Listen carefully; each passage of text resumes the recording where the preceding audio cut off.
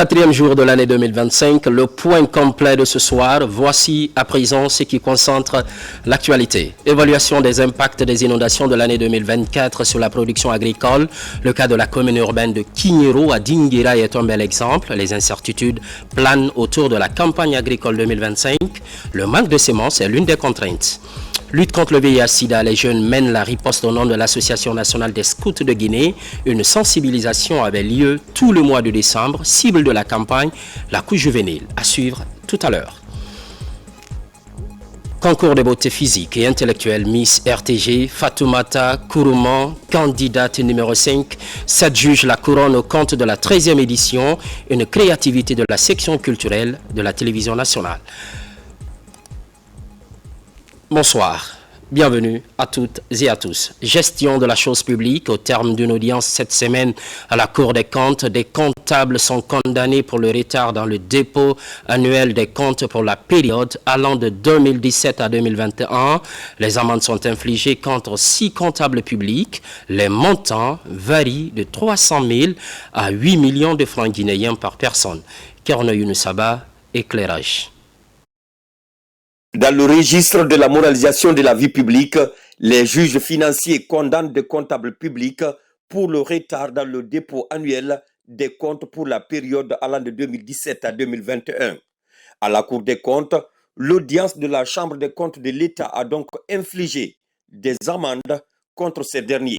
Les montants varient de 300 000 à 8 millions de francs guinéens. Ils sont 6 comptables à être condamnés à des montants variables. Sont tous des comptables principaux de l'État.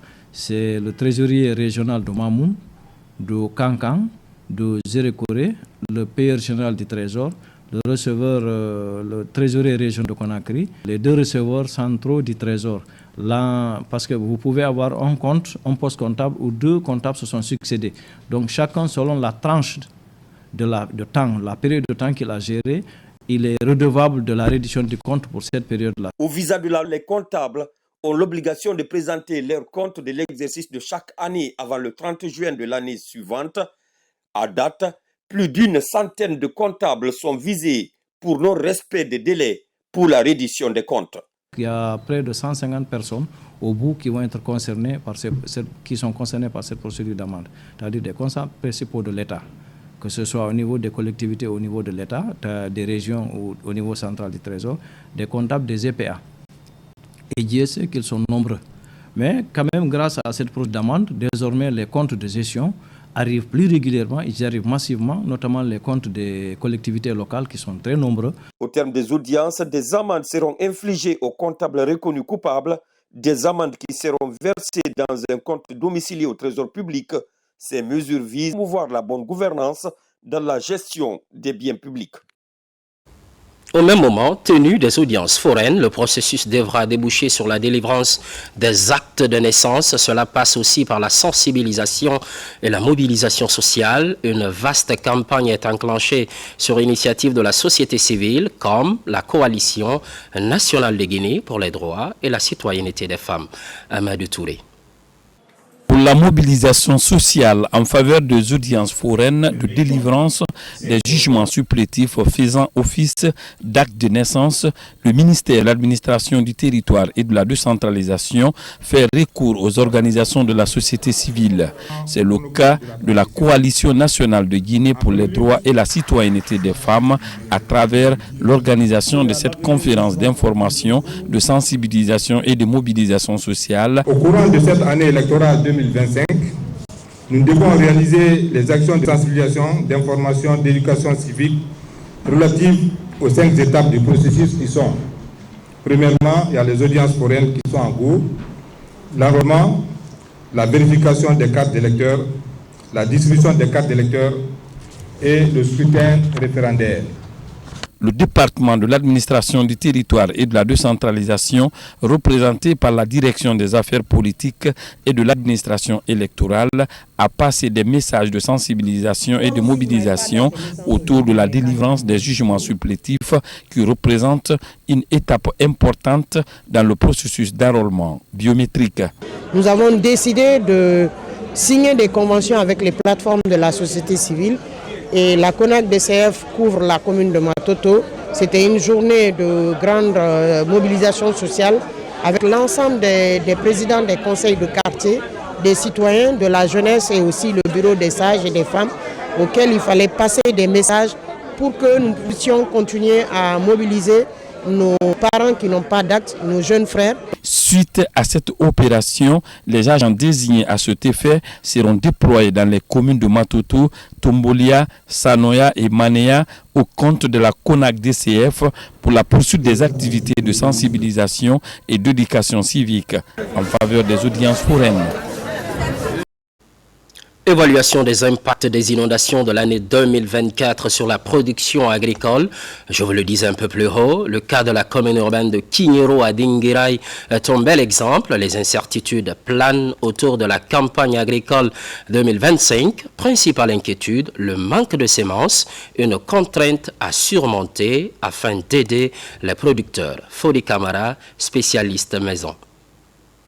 Récolte détruite, bétail noyé. L'année 2024 a été marquée par une recrudescence des inondations et des submersions marines qui ont affecté toute la sous-région. En Guinée, l'une des illustrations de ce phénomène est le district de Kignero, l'un des greniers de la préfecture de Dinguiraye. Un grenier où des centaines d'hectares de riz ont été détruits lors de la campagne agricole 2024. Cette année, on ne peut pas estimer les pertes de Kignero. Parce que selon le conseil agricole qui est sur le terrain, l'évaluation des pertes s'élève à plus de 800 hectares emblavés dans le district de Kignero. Comme l'attestent ces images de fin novembre 2024, les dégâts des inondations ont affecté le chiffre d'affaires des champions agropastoraux. Des champions accompagnés par les services techniques du ministère de l'Agriculture et de l'Élevage pour la mécanisation et la maîtrise de l'itinéraire technique. Des appuis qui se sont soldés par des résultats peu reluisants à cause des inondations. Au début, après les chimies, on voyait les plantes s'élever très bien. Mais du jour au lendemain, on a vu que l'inondation est venue à une forte vitesse et a envahi tout le sang en un mot.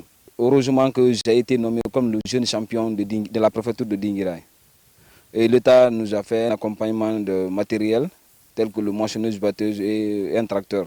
C'est ce qui nous a permis aujourd'hui d'aller au-delà des 150. Aujourd'hui, nous nous retrouvons dans les 230 hectares. Face aux effets des changements climatiques, le calendrier agricole est complètement perturbé à Kignero. Au moment où les cultures en ont besoin, il n'y a pas eu suffisamment de pluie. Au moment où on n'a pas besoin trop de pluie, c'est en ce moment-là qu'il y a eu forte pluie, ce qui a causé des inondations et les inondations ont engendré des pertes dans les champs. La quasi-totalité, les 90% des superficies emblavées ici sont parties dans l'inondation. Pour la campagne agricole 2025 qui pointe à l'horizon, la principale requête des paysans de Kignero est liée à l'approvisionnement en semences pour la relance des exploitations agricoles familiales fortement affectées. Les semences ici, d'abord, nous avons mis à terre ici plus de 20 tonnes de riz comme semences de différentes qualités. Et aujourd'hui, nous nous trouvons avec zéro en un mot. Donc, cela nous blesse beaucoup et ça blesse toute la famille. On a un appel à lancer. Le problème de cette année, ce n'est pas la nourriture, c'est la semence. Donc nous lançons un SOS à l'endroit de l'autorité à travers le MAGEL, le ministère de l'Agriculture et de l'Élevage, près des institutions nationales et internationales pour venir en aide à Dinguiraye en semences. Car cette année, Dinguiraye a perdu plus de 3000 hectares de riz qui ont été inondés qu'on ne peut pas récolter. Aujourd'hui, pour le développement rural, le principal défi reste la mise en œuvre des mécanismes pour une agriculture intelligente face au climat. Un climat de plus en plus capricieux et imprévisible. Pendant ce temps, les regards sont tournés vers l'amélioration des conditions de vie des paysans et la sécurité alimentaire. Ce vaste programme national intègre de nouvelles approches. Elle favorise, entre autres, la productivité agricole, pastorale et halieutique. Un projet financé par la BAD qui prévoit la réalisation des infrastructures agricoles dans les zones rurales conformément à la vision du CNRD. Aboubakar Djabi. C'est devenu une pratique courante pour ces acteurs de se retrouver pour discuter des mécanismes pouvant aboutir à la sécurité alimentaire et nutritionnelle en Guinée. Ce programme national, né de la volonté du gouvernement guinéen, implique un ensemble d'approches. L'objectif global est de contribuer à l'amélioration des conditions de vie, la sécurité alimentaire et nutritionnelle des populations du Sahel de façon spécifique par une bonne productivité agricole, pastorale et halieutique. Ce projet comprend 4 composantes. Donc la première composante, renforcement de la résilience au changement climatique des productions agro-silvopastorales. La deuxième composante, c'est la chaîne de valeur des productions agro-silvopastorales. La troisième composante qui est le renforcement de la capacité adaptative face au changement climatique. Ces acteurs activent la deuxième phase du projet sur 5 ans, avec à la clé la réalisation des infrastructures, mais aussi l'aménagement des périmètres agricoles dans les zones cibles du projet. Ce projet, financé par la BAD, concerne 9 pays sahéliens, notamment la Guinée, le Mali, la Gambie, le Sénégal et la Guinée-Bissau. Nous avons pratiquement tous ceux qui interviennent dans le cadre de l'insécurité alimentaire, que ce soit l'environnement, que ce soit la pêche, que ce soit les OP, les organisations paysannes qui sont, n'est-ce pas, dans l'élevage, qui sont dans l'agriculture. Donc chacun a un rôle important à jouer dans la mise en œuvre de ce projet. Pour l'atteinte des objectifs, c'est de passer à l'aménagement d'abord des plaines hydro-agricoles et faire la production, c'est-à-dire augmenter la production pour plier à l'insécurité alimentaire. Ce comité de pilotage a pour objectif d'analyser et d'approuver le programme de travail et le budget annuel du projet pour l'année 2025. Des recommandations sont aussi à l'ordre du jour pour une meilleure mise en œuvre des actions sur le terrain.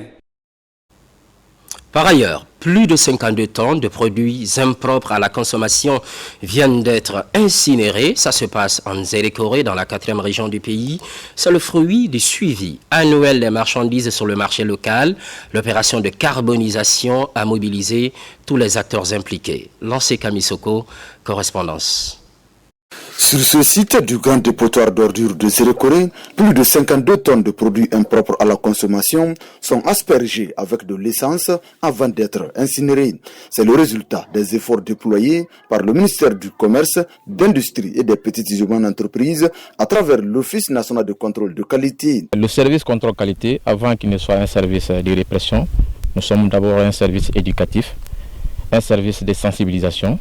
Ce que j'aimerais dire à la population, à l'ensemble des opérateurs des Zérékoré, c'est d'accepter le contrôle qualité dans tous les magasins, dans toutes les boutiques, dans tous les endroits où on doit intervenir. Avec la sensibilisation, certains ont compris, mais par contre, il y a d'autres qui n'arrivent toujours pas à comprendre. Composé de 32 tonnes de produits alimentaires et de 20 tonnes de produits pharmaceutiques et cosmétiques, l'extirpation de ces produits malpropres est saluée par les autorités. Je voudrais dire que franchement, la population doit collaborer avec les services de contrôle de qualité, parce que ça fait partie de leur protection contre l'insécurité alimentaire. Aujourd'hui, c'est un ouf de soulagement. Parce que si la section préfectorale de contrôle de qualité est parvenue à mettre main sur plus de 52 tonnes, sur ce résultat, nous le devons à l'autorité préfectorale, à la chambre préfectorale et à tous les services de défense et de sécurité des Zérékoré. Depuis l'accession au pouvoir du Comité national du Rassemblement pour le développement CNRD, le renforcement de la sécurité alimentaire est l'une des priorités. En témoignent les séries d'incinération des produits impropres à travers le pays. Santé des armées à prison, le directeur général de ce service rencontre les autorités sanitaires préfectorales. C'est dans le cadre d'une tournée à l'intérieur du pays. Médecin-colonel Moriba Dione souhaite imprimer une nouvelle dynamique dans la prise en charge des hommes en uniforme, mais aussi des populations vivant dans ces localités. Une synergie est envisagée entre les acteurs de la santé civile et militaire. Adjudant Abdul Kader Kamara de la presse militaire.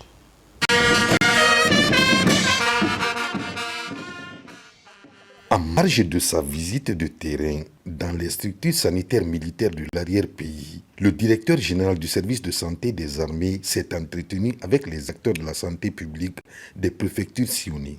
Objectif, renforcer la synergie d'action entre les structures sanitaires militaires et civiles afin d'offrir aux populations des soins de qualité. L'initiative témoigne de la volonté des forces armées guinéennes de se rapprocher davantage de son peuple et de contribuer au bien-être de tous. La majorité de nos consultations est dominée par la population civile. Cela est dû à la confiance qu'ils portent aux structures sanitaires militaires.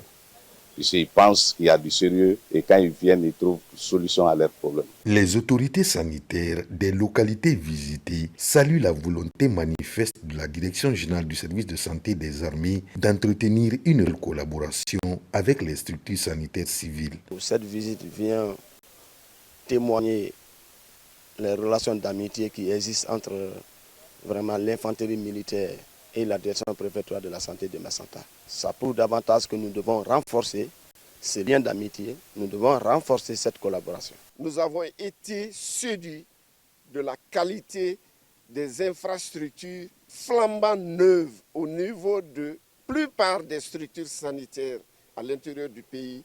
Nous avons profité d'apprécier le niveau de prise en charge de nos représentants dans ces structures sanitaires déconcentrées. Ça nous a également permis d'aller rendre visite aux structures sanitaires civiles qui se trouvent dans les localités visitées, confier davantage les forces de défense et sécurité à ces structures sanitaires. Au-delà des enjeux stratégiques, cette sortie terrain du premier responsable du service de santé des armées témoigne de l'engagement des acteurs civils et militaires d'œuvrer ensemble pour le bien-être des populations. Une belle illustration du renforcement du lien armée-nation. Santé toujours, lutte contre le VIH-Sida, les jeunes mènent la riposte au nom de l'Association nationale des scouts de Guinée. Une sensibilisation avait lieu tout le mois de décembre. Cible de cette campagne, la couche juvénile invitée à se faire dépister. Moussa Kouyaté, éclairage. Le scoutisme est un mouvement de jeunes axé sur les valeurs de solidarité, de l'entraide, du respect et qui contribue à l'éducation citoyenne. Ce mouvement de jeunes s'implique donc dans la lutte contre le VIH-Sida. Le scoutisme, la cible privilégiée, ce sont les jeunes, les adolescents. Alors, quand on prend la prévalence du VIH-Sida, les jeunes occupent une place importante. C'est pourquoi chaque fin d'année, au mois de décembre, en partenariat avec le Comité national de lutte contre le VIH-Sida, on organise des activités. Et aujourd'hui, c'est la clôture, bien sûr. On a commencé depuis le 1er décembre. On a recyclé le chef d'unité sur le VIH pour qu'ils puissent sensibiliser les collègues pendant leurs répétitions sur la prévention et la prise en charge du sida. Selon les statistiques, plus de 128 000 personnes vivent actuellement avec le VIH-Sida en Guinée. Les femmes représentent 52% des adultes atteints de cette maladie. Et l'engagement de ce mouvement de jeunesse peut contribuer à freiner sa propagation. Le jeune qui s'implique dans la lutte contre le sida, et dont nous savons que le sida reste une pandémie du siècle. C'est un fléau que tout le monde doit combattre. C'est une très bonne chose pour la jeunesse guinéenne, afin que nous puissions, en tant que scouts, en tant qu'acteurs de sensibilisation, en tant qu'acteurs de développement, nous puissions réunir la jeunesse pour pouvoir les sensibiliser sur l'importance de lutte contre le sida. Mais surtout, comment éviter cette maladie qui est en train aujourd'hui de ravager le monde entier. Après un mois d'activité basée sur la sensibilisation contre le VIH-Sida, des satisfactions ont été décernées à certains acteurs pour leur engagement conformément aux règles et principes établis. Et pour prévenir les maladies, opération coup de balai au quartier, Coranti et dans d'autres espaces publics, ce week-end à la faveur de la journée d'assainissement instaurée par le gouvernement. Sur place, les activités sont pilotées par les responsables du quartier, citoyens et autorités locales. Moussa Bangoura nous fait le point. La bataille contre l'insalubrité est enclenchée à Coranti, commune de Kaloum. En cette journée d'assainissement, autorités locales et citoyens unissent leurs efforts pour assainir leur quartier. Les points noirs, les artères principales et les caniveaux ont été tous débarrassés des ordures. J'ai initié avec l'équipe de conseil de quartier de Corontiens et tous les jeunes des différents secteurs de Corontiens pour assainir notre quartier corontien. L'idée est de lutter contre les maladies liées à l'insalubrité. En plus des différents ménages, lieux publics étaient aussi dans le viseur de l'équipe d'assainissement. La propriété, c'est la santé. Tout le quartier est sorti, dans tous les secteurs, les gens sont en train de balayer. Nous sommes devant la grande mosquée de Coronti pour aussi balayer ici, parce que c'est ici nous prions. C'est une action qui va continuer parce que nous sommes derrière notre président. Nous l'avons vu en train de balayer. Nous aussi, nous allons balayer, nous allons rendre notre quartier corontin propre. C'est les citoyens qui donnent l'exemple aux autorités. Il faut les soutenir. C'est pour dire que nous sommes de leur côté. C'est le maire qui a décidé. Il dit il faut l'assainissement. Regardez ici. Tout est propre. Il faut rendre la ville. Quand on va au Rwanda, c'est très propre. Pour ce premier coup de balai, ces opérations d'assainissement ont touché la devanture de la maison centrale, sans oublier le centre mère et enfants Bernard Kouchner, la mosquée centrale de Coronti et le gouvernorat de Conakry. On met le cap sur Kindia, rencontre des acteurs évoluant dans le financement des collectivités locales. Il est essentiellement question d'examiner le guide méthodologique d'élaboration et de mise en œuvre d'un plan de développement local. La troisième génération de ce nouveau processus intègre les dimensions genre, inclusion sociale et changement climatique. Falilou Diallo, Fanala Baya Kamara. C'est le conclave qui vient mettre en application le guide méthodologique d'élaboration et de mise en œuvre d'un plan de développement local. Et la troisième génération va couronner cette rencontre de Kindia. Ce guide prend en compte d'autres thématiques assez justement pertinentes, dont la résilience climatique, l'inclusion sociale et tous les risques liés justement à ces domaines. Donc ici, nous allons non seulement revenir sur les outils, que toutes les équipes de supervision et les formateurs soient alignés sur la même compréhension, et ensuite constituer les équipes. Nous disons en quelque sorte que tout le processus d'accélération un peu du développement local qui est en cours actuellement en République de Guinée va être garanti par la mise en œuvre de ce processus d'élaboration des PDL. Le ministère de l'administration du territoire et de la décentralisation pilote le processus à travers l'Agence nationale de financement des collectivités. L'idée d'impliquer tous les acteurs et amener les communes à assurer leur mission de maître d'ouvrage. L'évaluation financière, la mobilisation des ressources et le suivi des opérations sont également examinés. À date, pratiquement tous les PDL des différentes collectivités sont arrivés aujourd'hui à échéance, puisqu'il ne doit y avoir aucun investissement dans une collectivité si cet investissement n'est pas inscrit dans un plan de développement local. Ainsi, toutes les interventions seront harmonisées, des opérations de supervision effectuées pour une période de 6 mois. Et le plan de développement local des différentes communes évalué pour une meilleure intégration du genre de l'inclusion sociale et du changement climatique. Entre le Crédit Rural et le système éducatif, le partenariat se renforce à Kankan et Mandjana. L'institution récompense les meilleurs élèves, enseignants et établissements. Ils sont soutenus à travers leurs performances lors des derniers examens nationaux. Plusieurs kits sont partagés afin d'inciter les parents à la scolarisation des enfants. Djamokaba. Dans la commune urbaine de Kankan, l'excellence éducative est mise à l'honneur grâce à une initiative innovante du Crédit Rural de Guinée. Cet engagement envers l'éducation se manifeste par la mise en place d'un programme de récompense destiné aux établissements scolaires qui se sont distingués lors des examens. Ces écoles méritantes sont célébrées par cette remise officielle de kits scolaires, des ordinateurs et outils essentiels pour faciliter l'apprentissage. Déjà, le but de cette cérémonie, c'était de récompenser les meilleurs enseignants. Depuis le début de cette tournée, nous disons qu'il est important de magnifier ces hommes et ces femmes-là qui chaque jour travaillent à produire des élèves de qualité. Au nom de tous les heureux gagnants, les heureux bénéficiaires des collèges, des lycées, de l'école primaire, nous remercions très sincèrement le Crédit Rural. Même réaction à Wassolo pour la même cause. Le même geste est réitéré pour encourager l'éducation des enfants. C'est pour aussi chercher à promouvoir le partenariat entre l'éducation de Mandiana et tout le Crédit rural de Guinée, notamment par le biais des enseignants, dans le cadre du virement de leur salaire. Si on a aujourd'hui des cadeaux pour accompagner l'enseignant, pour accompagner l'élève, c'est pour encore davantage accompagner le peuple de Guinée, parce que ces élèves-là seront les fonctionnaires de demain. Autre moment fort de ce rendez-vous de reconnaissance, exposer les grandes ambitions du Crédit rural, un mécénat qui vient appuyer le corps enseignant. De belles offres sont prévues pour embellir les relations. Ces bonnes volontés unissent leurs forces pour bâtir un avenir meilleur pour les jeunes générations. Le programme dénommé Compendium des compétences féminines sera bientôt mis en œuvre, mais avant, une rencontre préparatoire pour l'établissement d'un plan-programme harmonisé, but visé, faire adhérer les partenaires techniques et financiers à cet important programme en faveur de la couche féminine. Mohamed Kamara.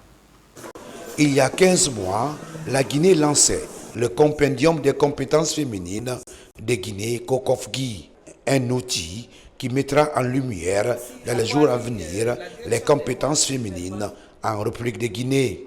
Pour sa mise en œuvre, ce programme en faveur de la Guinéenne connaît cette rencontre de co-écriture du plan-programme. Les différents participants ont joué le jeu.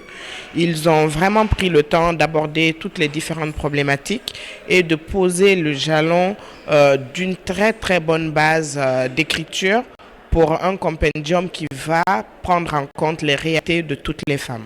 Cet outil d'aide à la prise de décision a présenté en début janvier. Déjà, les partenaires s'engagent à accompagner le gouvernement autour de ce programme. Au niveau du programme des Nations Unies pour le développement, nous restons engagés à ses côtés et aux côtés du gouvernement guinéen pour continuer la bataille, pour continuer la démarche que nous avons, qu'elle a initiée, de promotion des femmes et d'inclusion des groupes vulnérables. Lors de la prise de parole de M. le Président de la République le 2 octobre, il n'a parlé que de ça, de la promotion des femmes. C'est le moment pour nous, vraiment, de leur donner des outils, pour ne plus qu'il y ait des arguments, pour ne plus qu'il y ait des alibis, pour ne pas nous mettre où on doit être. Je voudrais vraiment remercier tous les participants. Parce que je vois qu'on a été accompagnés. C'est vrai qu'on est en train d'écrire le programme des compétences féminines, mais je vois qu'il y a des hommes autour qui sont en train de nous accompagner. Cette rencontre connaît la participation des femmes, leaders, des partenaires, les cadres du ministère de la promotion féminine et les experts venus renforcer les acquis de ce programme Kokofgi. L'abandon des mutilations génitales féminines et l'autonomisation de la femme exciseuse, la Guinée et la Guinée-Bissau mènent une lutte commune à travers un projet transfrontalier. Il s'étend sur 4 ans avec l'aide de plan international. Le projet a récemment tenu sa dernière revue annuelle avant la clôture au mois de février prochain. Sarafdine Diallo, Abdoulaye Diallo. Le projet transfrontalier pour l'abandon des mutilations génitales féminines, l'excision et l'autonomisation de la femme a été initié par plan international. Il est développé entre la Guinée et la Guinée-Bissau pour une période de 4 ans avec l'appui financier et technique du gouvernement guinéen et celui de l'Allemagne à travers le BMZ. L'objectif global de ce projet est un appel au changement de comportement. Donc on souhaite que les populations qui vivent dans l'intervalle de la Guinée et de la Guinée-Bissau, notamment dans les localités de Gawale, Koundara et Boye-Piki, puissent adopter des comportements favorables à l'abandon de la pratique des MGF. Plan international Guinée et plan Bissau respectent les valeurs de l'organisation. En ce sens que la revue de nos projets et programmes fait partie des valeurs de l'organisation. Pendant 2 jours, la revue a permis aux parties prenantes d'évaluer les progrès réalisés, de tirer les leçons, de formuler des recommandations stratégiques et opérationnelles pour les futures interventions et de discuter de la clôture officielle du projet prévue en février 2025. Il y a des efforts louables qui sont déjà consentis sur le terrain, mais ça serait souhaitable parce que non seulement que les bailleurs soutiennent ce comité et en plus de ça, voir si toutefois on peut avoir des éventuelles deuxième phases de ce projet parce que vraiment c'est un projet qui qui a été vraiment à la hauteur. Après avoir analysé, identifié les forces et les faiblesses en tenant compte des avantages du projet, les bénéficiaires s'engagent à pérenniser les acquis en faveur des communautés. Moi, je voudrais que le projet reste en place pour que nous puissions convaincre les parents qui sont réticents sur l'excision.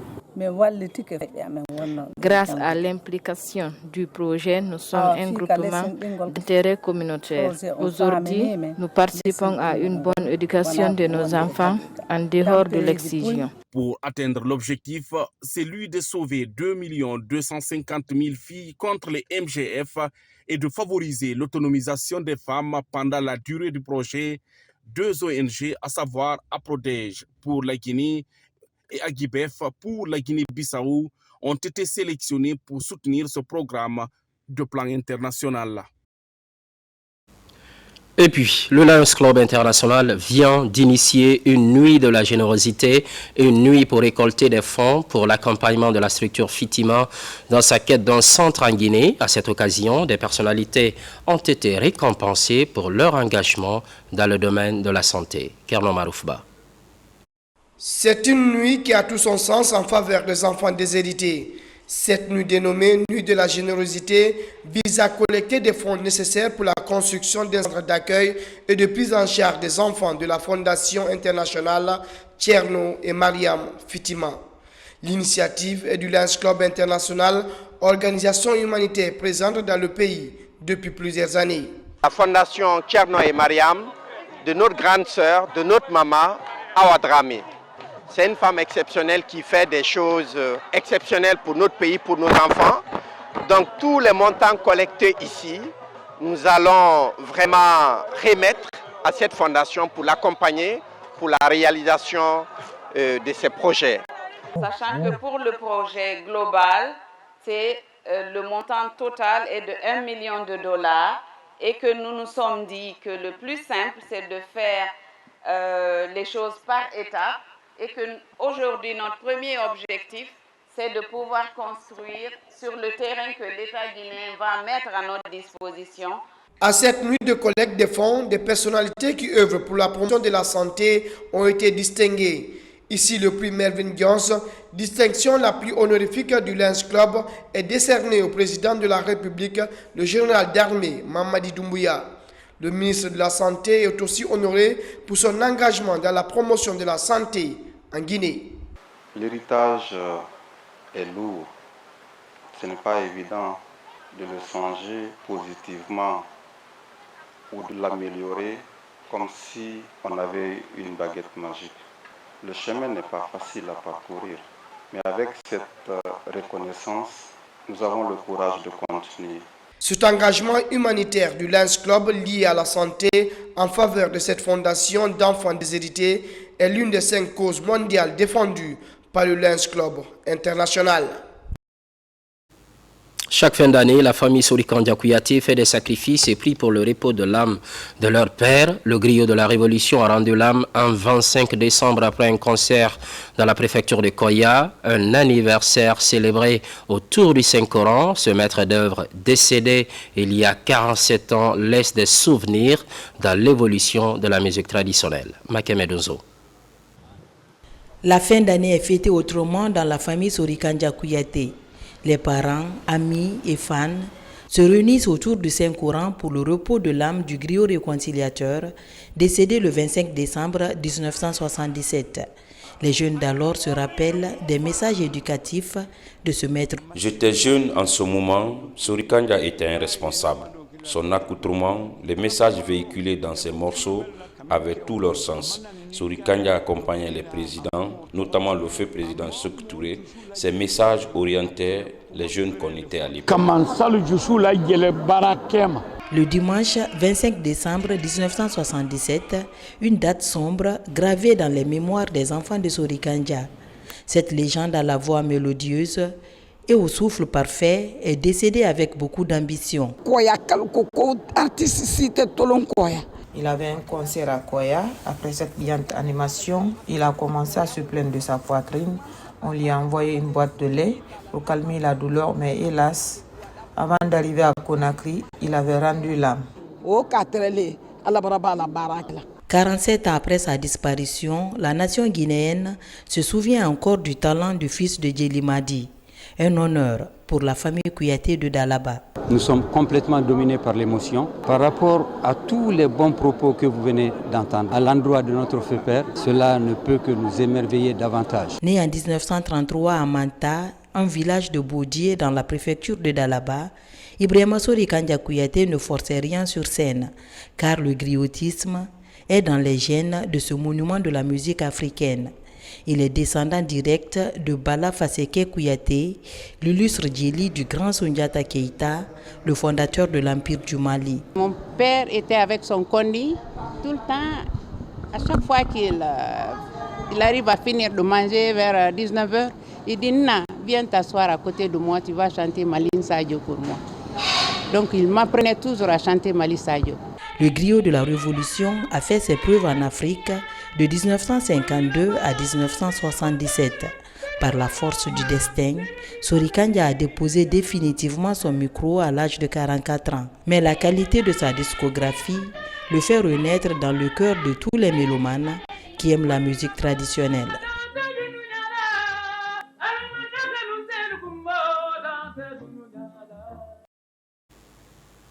Reconnaissance des actions du chef de l'État, les populations de Eremakono dans la commune de Matam l'ont exprimé. Cela fait suite à la construction de la maison des jeunes et de la mosquée centrale.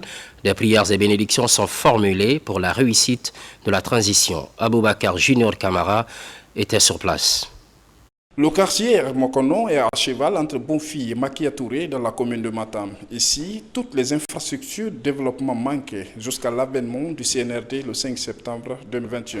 Aujourd'hui, le quartier bénéficie de la générosité du chef de l'État, le général Mamadi Doumbouya. Des infrastructures de culte et la maison des jeunes sont offertes à cette municipalité.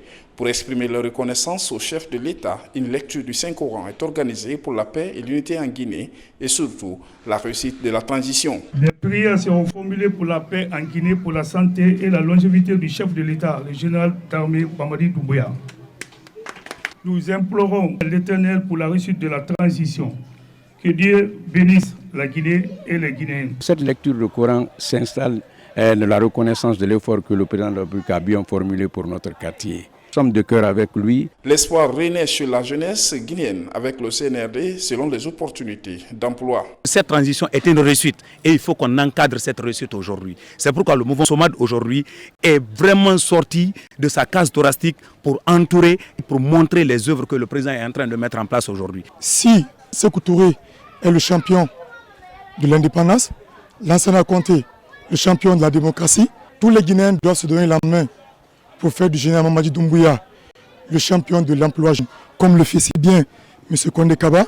Nous les femmes, nous sommes vraiment déterminées à faire une mobilisation vraiment digne de nom pour accompagner notre président, le général Mamadi Doumbouya, avec ses actions qu'il a commencées et accompagner vraiment notre parrain pour ses initiatives. Dans les perspectives de ce mouvement, l'assainissement, la lutte contre la violence faite aux femmes et leur autonomisation financière sont inscrits en première ligne. Toujours à Matam, la même initiative s'est poursuivie à la mosquée centrale. Elle est organisée par le collectif des enseignants de Guinée en synergie avec l'union des leaders religieux. Un seul objectif, la consolidation de la cohésion sociale. Mikini Moussa Kamara, Noumousso Diakité. Un moment d'intense prière à la mosquée centrale de Matam. Une activité pilotée par le collectif des enseignants de Guinée avec son partenaire stratégique, l'Union des leaders religieux pour la cohésion sociale nationale. Cette rencontre spirituelle a pour objectif d'invoquer la bénédiction afin de promouvoir la concorde nationale. Nous sommes là avec les religieux, nous sommes là avec les enseignants, vraiment pour implorer la grâce. C'est Dieu qui peut guider les pas pour que le président de la République, les membres du CNRD, les membres du gouvernement, que Dieu guide leur pas, pour qu'ils soient protégés par la force divine, pour qu'il y ait la paix dans notre pays, qu'il y ait l'unité nationale entre nous les Guinéens, qu'il y ait la cohésion sociale, qu'il y ait la solidarité. On remercie d'abord le bon Dieu qui a fait que les deux associations réunies sont organisées une lecture pour la paix pour la cohésion sociale et surtout pour le développement de notre beau pays. Cette activité s'inscrit dans le cadre du programme de tournée de cette coalition dans les 13 communes de la capitale pour véhiculer des messages de paix. Pour aller à l'école parce que la paix existe. Sans paix, aucun développement n'est possible. Nous prions pour le renforcement du tissu social en Guinée. La prière pèse beaucoup dans la balance pour faire évoluer les mentalités.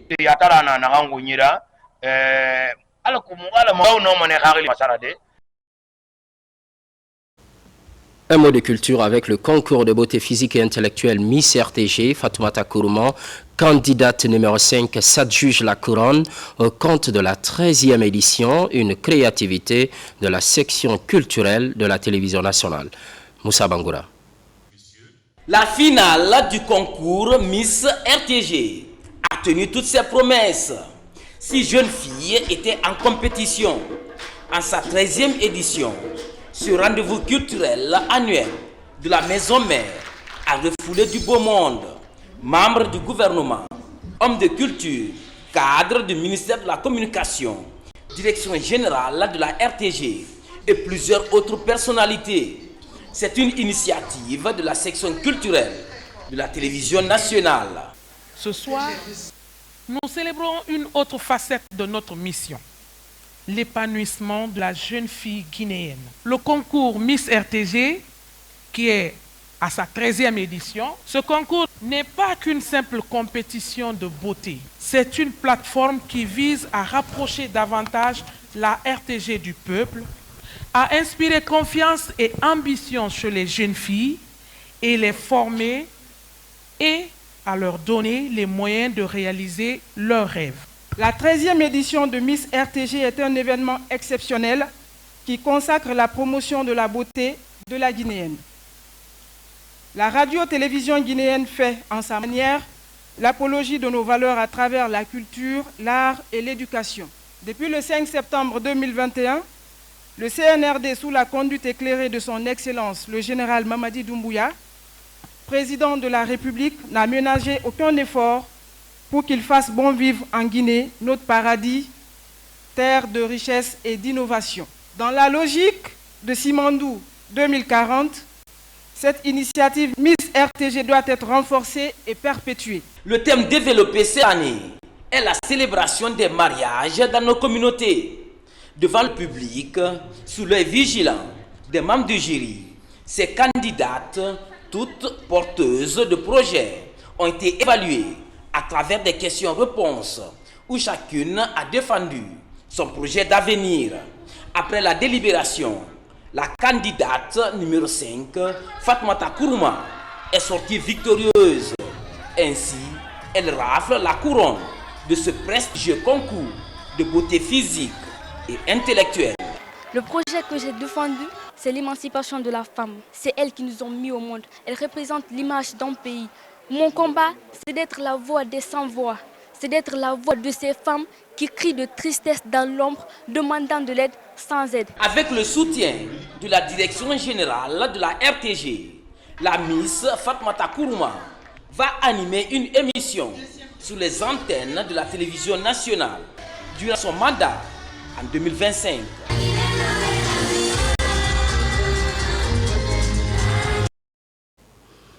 Nouvelle année, nouveau défi également pour mieux aborder l'actualité de la Guinée, notre paradis, terre de richesse et d'innovation.